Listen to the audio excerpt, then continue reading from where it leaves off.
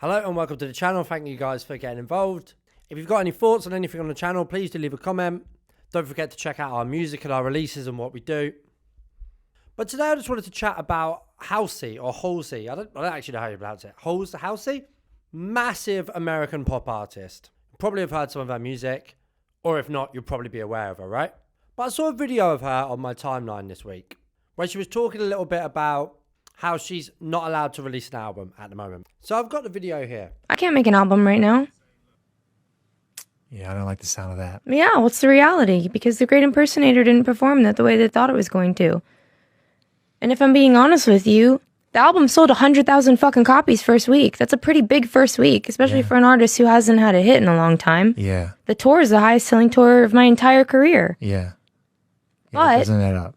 They want manic numbers from me. Right. Everyone wants manic numbers from me. I can't do that every single time. It should be good enough that I do it once in a while. So, I find that quite interesting. And it's not anything new. We've kind of had this conversation with lots of artists over the years, whereby they're signed to a major label or a big well-known label or whatever, who's restricting them from putting out music or is refusing to get behind that music in some capacity, refusing to spend money on it, refusing to work with them on it, due to, well, it could be all sorts of reasons, but the reason that Halsey is saying there is because the previous album didn't do as well as the label had hoped. So essentially what it seems like is happening is that they are kind of hesitant to work with her on any new music at this point. I'd imagine until that previous album has recouped or starts making profit. So I always find this conversation a little bit interesting, and it's quite an interesting one for me to come at because I do see this from both sides. Being an artist, and I also run a record label, I think it's always worth looking at both sides of the opinion on this. On the one hand, I do have a degree of sympathy for musicians in this situation. As I say, she's absolutely not the first musician to come up to sort of mention this as a problem. Artists like Ray, for example, had said that she was signed since 2014 and was never allowed to release an album. There was issues with Megan Thee Stallion. And even if you want to go back as far as artists like Prince, who had to change his name in order to release music, right? So this isn't new, and I do sympathise with artists who are in a deal and are in a situation whereby they have worked hard on their music, they've put quite a lot of effort into it, quite a lot of heart and soul, so on and so forth, into music, and they're not getting the backing from a record label who they thought was a partner of theirs and was in this with them.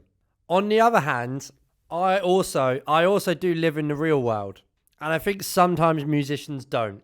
And I also think the public only ever sees the artist's point of view on this.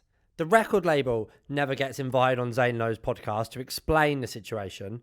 It's only ever the artist's point of view that gets put out here, right? So first things first on this. I don't know the intricacies of Halsey's deal. I know that she's signed to Columbia, or the previous album was out on Columbia anyway, which is Sony Music. So she's signed to a major label, right? But the only thing I would say is that music and musicians seem to be some of the only people in the world who we sympathize with if they've signed a bad business deal. Anyone else in the world, any other kind of investor, any kind of let's say, for example, this was in the fashion world and a fashion designer had signed a deal with a big fashion house, which didn't end up being that great for them. We wouldn't really sympathise with them, would we? We'd say that's business. So I do think there needs to be a dose of reality a little bit with this. If Halsey or any other artist has signed a deal whereby they give up control of their masters in return for, advertising spend, promotional budget, the effort of a full major label marketing team on that first album, which hasn't done as well as the label had hoped it would, then that is the trade-off you make. Otherwise, be independent. Ultimately, if Columbia don't feel like the album was as successful as they had hoped it would be, or that their numbers or their projections had said it might be, then they do not have to put any more money into anything. If they've made this investment and they don't feel the need to, they don't feel the need to pour more money into that asset, you can't make them. That's just business. It's the same with any asset in the world, right? Because what Halsey is saying here is not that she can't release music. It's that the record label aren't going to back her financially, more than likely. Again, I can't be 100% sure on that. There might be some legalities in it, but More often than not, what the issue is here is not that the label won't let her put out music.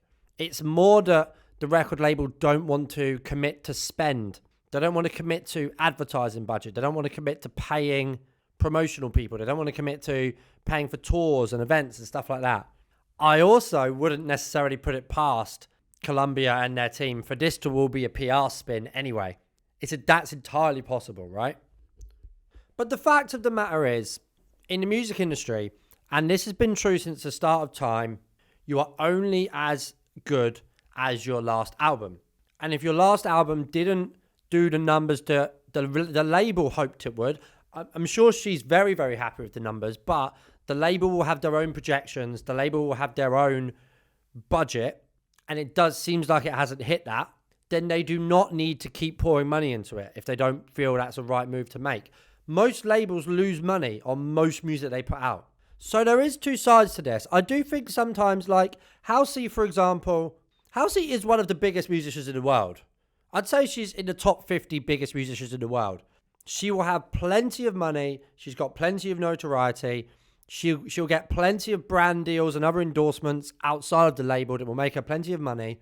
And that is as a result of, A, her talent, absolutely, but also the effort, time, and money that the record label has put into marketing her. So, equally, if they look at the situation and they say, that album didn't quite do as much as we would hoped it would have done, then they're not obliged to keep spending money. And unfortunately, if an artist has signed a contract giving away their masters, which I'd imagine it sounds like has happened in this case, then you are at the whim of that happening. If you don't want that to be the case, then be independent. Fund it all yourself, and then you have full control. It's no different to if you were running a startup and you wanted investors to come on board.